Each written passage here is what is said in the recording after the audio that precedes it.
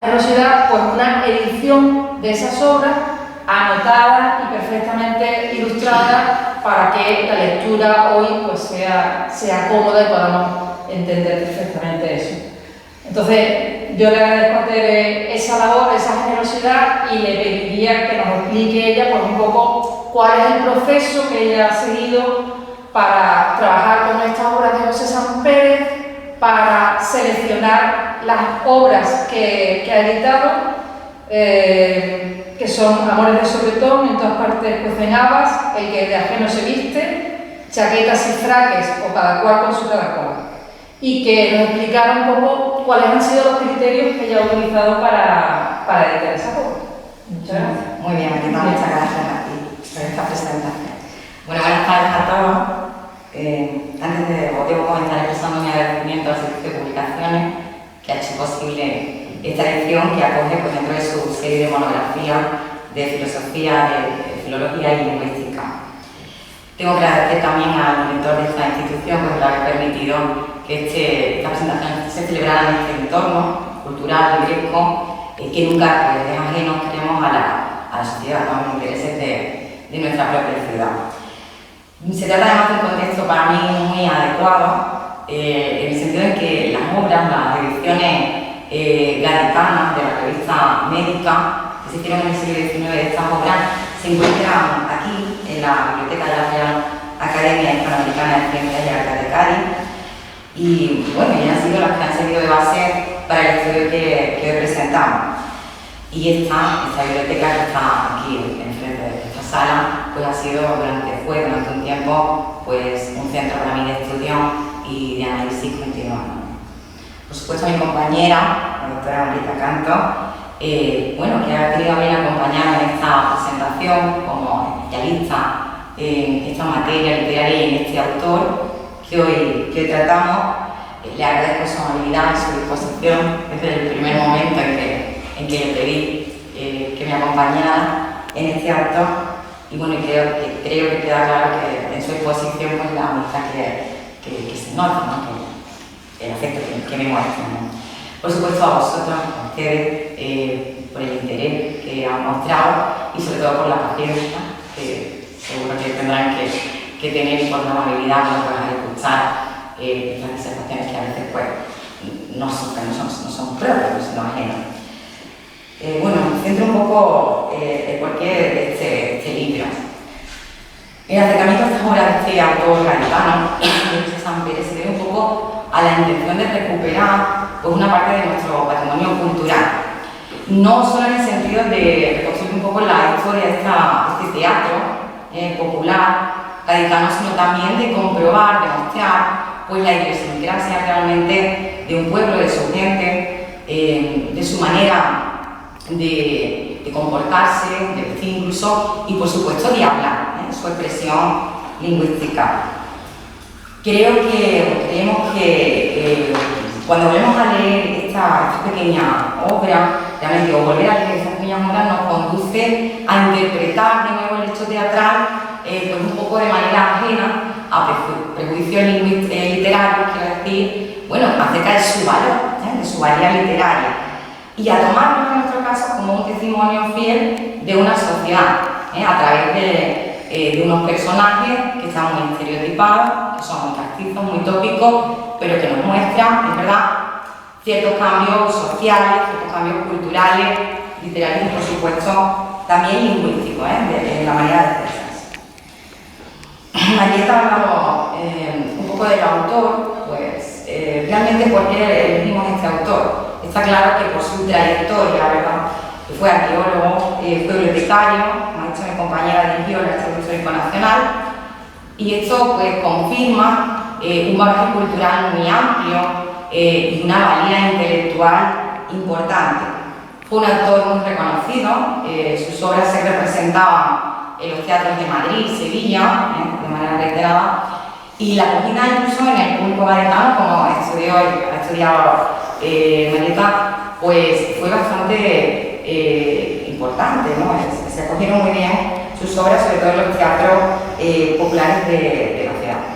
Escribió novelas, en verdad tiene una novela, se llama El niño mimado, colecciones de artículos de costumbre, pero desde luego su fama le viene de la mano de esta continuación de la tradición sainetea, con este tipo de obra de género andaluz que escribe en muy poco tiempo, en una década prácticamente. Bueno, pues su producción es bastante amplia. Por citar alguna, escribió un drama, algunas dramas, la venganza de las novelas, ilusiones perdidas, pero sobre todo lo que destaca son esas comedias de costumbres andaluzas, Amor de Sopetón, El Carnaval de Nápoles, Andújar, El que no se viste, etc. Me parecía que era un autor prolífico de interés cultural, de valía intelectual también, que merecía la pena acercar al público gaditano en particular y en general, ¿no? Por supuesto.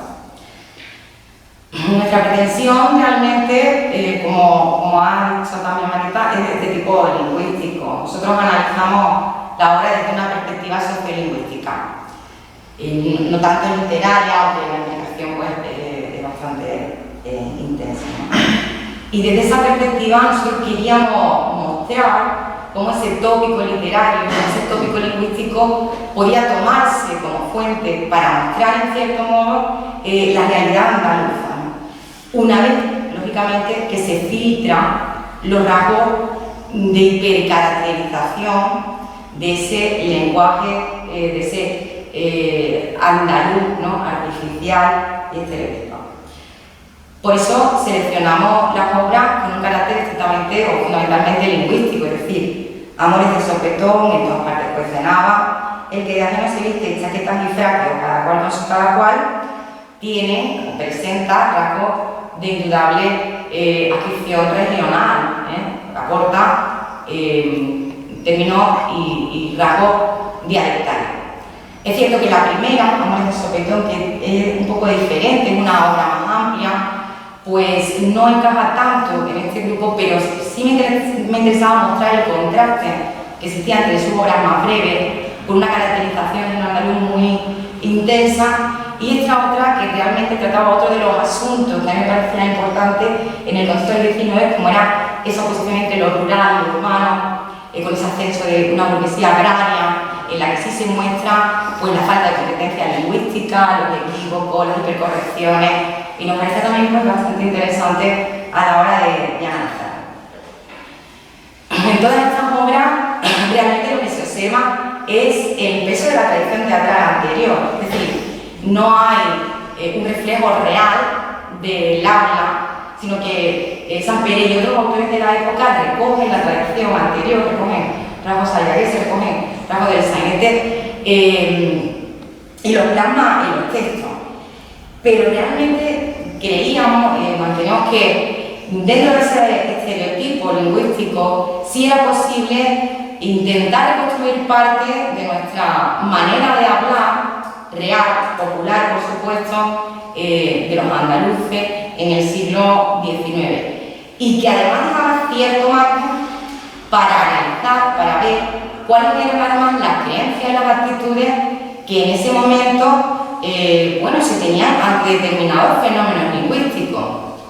En definitiva, pues la idea era abordar, o la idea era acercarnos a la realidad sociolingüística de andaluz del siglo, de la época, si quieren, XIX. Es decir, este teatro costumbrista construye tipos, construye tópicos, y en esos tipos tan característicos, tan maniqueístas en algunos casos, pues se le asociaba a una caracterización lingüística que venía de la mano pues, del tipo de personaje, de su caracterización sociolingüística, de su caracterización también incluso psicológica. Entonces nos parecía que, aunque este género daba cabida a veces más a rasgos diastráticos que diatópicos, es decir, más a rasgos vulgares, populares, que a rasgos regionales, muchos de los regionalismos reales se utilizaban en este. Y además, se podía entrever, insisto otra vez, pues algunas de las actitudes y las creencias que se tenían. Por ejemplo, pues se ve que los rasgos de connotación más negativa no se incluyen en esta caracterización, justamente porque en la construcción de los tipos hay un esfuerzo por crear una identidad andaluza sin justamente pues, esa connotación negativa, es decir, es una exaltación de esa identidad andaluza y no lo contrario. Entonces se puede ver perfectamente cómo determinados rasgos se rechazaban por considerarse demasiado negativo y otros se van a ir distribuyendo, si queréis, socialmente dependiendo del tipo de personaje, de su caracterización como hecho social y lingüística. El libro se estructura, ya lo habrán visto, en dos secciones diferenciadas. Una parte lleva el aparato teórico y el análisis lingüístico y el otro, como bien ha dicho Marita, la parte de la edición. Estoy muy de acuerdo con ella en el valor que comporta en sí mismo esta edición de texto, que nos parece muy importante. Parece además que en los últimos años hay un resurgir de esta labor que es filológica y que ha estado tal vez en cierto tiempo. No sé si de la mano de los maestros también tecnológicos, en colección también de textos digitales y la posibilidad de crear corpus de datos, corpus de texto, que es una de las ideas que está detrás de todo este libro.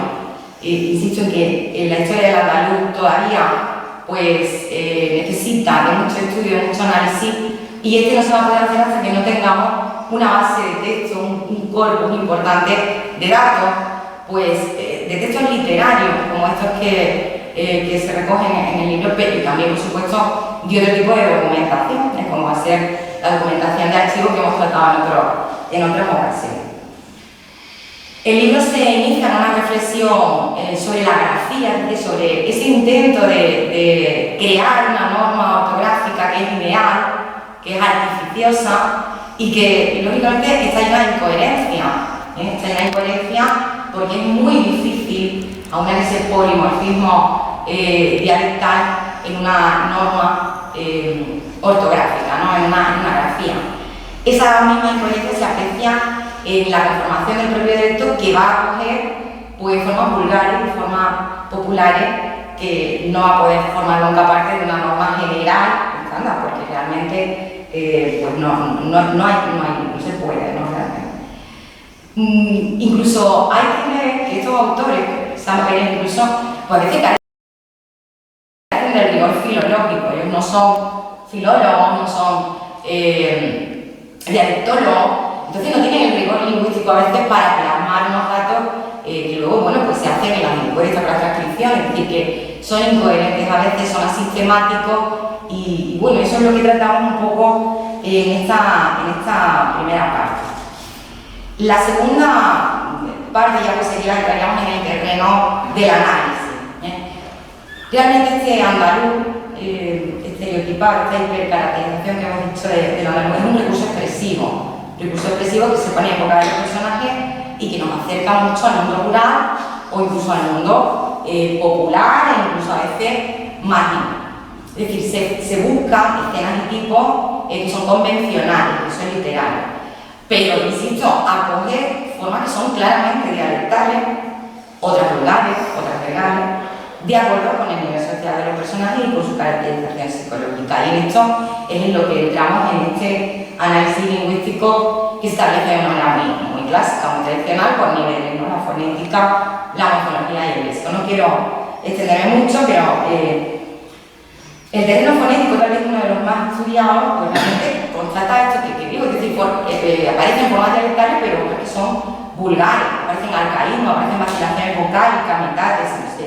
Es decir, he copiado algunas, indigno, teatro, fragmentales, bofetada, o disirme, son vacilaciones vocálicas que realmente nos llevan más a una lengua popular y vulgar que a una caracterización dialectal.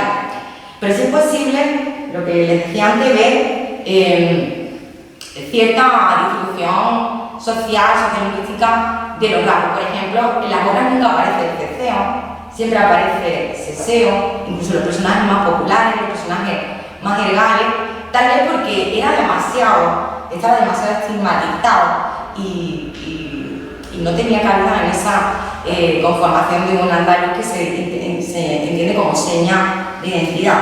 Lo mismo pasa en el leísmo, se escribe a personajes rurales en alguna de las obras, en otras no, ¿verdad? se ve de manera general. Es posible también ver que otros rasgos son hipercaracterizadores, la aspiración en la definición latina, por ejemplo, la pérdida del jejeo, ¿no? Porque además aparece siempre en determinadas voces, es decir, son recurrentes en determinados términos, casi son formas lematizadas, pues sobre ti, ¿no? O nosotros, estas formas que han perdurado y que se mantienen, pero que están muy lematizadas y que parecen indicar que es un rasgo hipercaracterizador o que se trataba simplemente de una forma esta, como digo, muy reiterada, pero que no llegaba a alcanzar a la fonética, ¿no? en general. El apartado de la morfología, pues este sí que presenta pues, realmente variantes más generales, es decir, la conclusión que se llega en ese capítulo es que realmente pues hay una menor distinción de este nivel de lengua con respecto al uso de la lengua general, por mucho que la calor, ¿no? Ese cambio del calor a la calor, o el plural de parnese, del mecanismo de cafese, pues se adscriban al andaluz, sería un andaluz popular y no estaría lejos de otras hablas populares de otras zonas, de otras áreas geográficas. Sí se pueden ver algunos rasgos, ¿no? del andaluz, si quieren, este cambio de ustedes, de vosotros y demás, pero poco en el nivel morfológico. Y por último, y ya no hay caso más, pues nos quedaría el nivel léxico y el nivel, el nivel léxico y la fraseología, toda la parte de la fraseología que, bueno, yo lo puedo decir, a mí me parece lo más interesante, tal vez la parte más interesante, puesto que tal vez el que más aporta, modestamente, al estudio del andaluz. El léxico todavía es uno de los campos que están muy poco explorados, todavía queda mucho por andar y al margen de esta estereotipación, pues realmente sí que se pueden ir viendo pues algunas voces, algunos términos que están escasamente documentados, que aunque se reconocen, pues realmente no tenemos el testimonio escrito, documental que avale, ¿no? Que haga construir pues, un diccionario histórico del andaluz o algo parecido, si alguna vez se llega a hacer, ¿no? Como el que se ha hecho para Canarias, por ejemplo.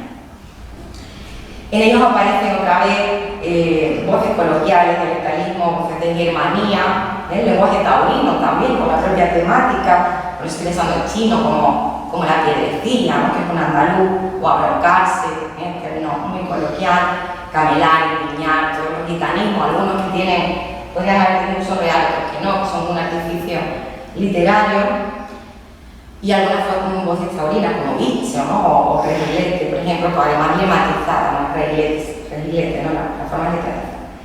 En cualquier caso, lo que sí llama la atención es el manejo, la habilidad de José Sanz Pérez en el uso de este léxico, de este vocabulario muy bien traído y muy bien, creo que conocía bastante bien.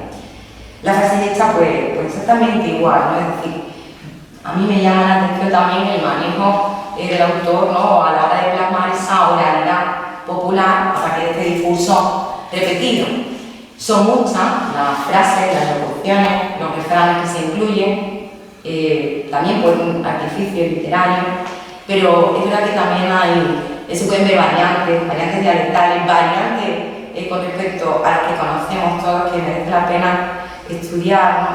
Y bueno, ya que se le podría dedicar un poco de más tiempo.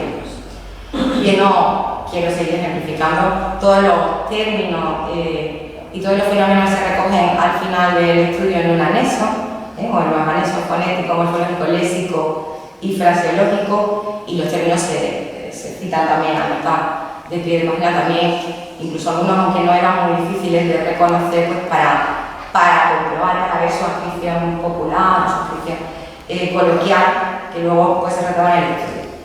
En definitiva, se trata de una pequeña contribución, de un intento, si quieren, de recuperar una parte de nuestro patrimonio cultural gaetano, que ya creo que es importante, y de contribuir también al estudio diacrónico de la modalidad, de nuestra modalidad de habla, en la que, insisto, yo creo que todavía queda mucho por hacer. Bueno, muchas gracias por la atención y por la paciencia.